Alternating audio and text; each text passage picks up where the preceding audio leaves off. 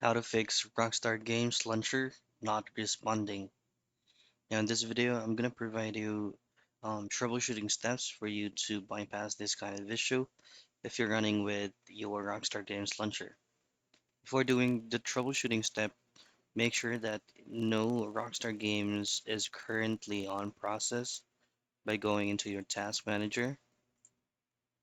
And then from here, you can go into processes and check if there is Rockstar Games or Rockstar Services that is ongoing. You just have to end task so that you can start the troubleshooting step.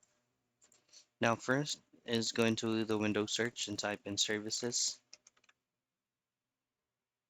and then open it up. Now you'll get a small pop-out window here that will redirect you to all of the services that you have on your operating system. Click anywhere inside the box and then hit the P keys on your keyboard until you go into Program Compatibility Assistance Services. Just this one. Right click and then go into Properties. Now under General, change the startup type into Automatic or Automatic Delayed Start and then hit on Apply and then OK. Now go back, right click again, and then if the Start button is grayed out, all I have to do is to restart the whole thing and relaunch your Rockstar Games Launcher once again.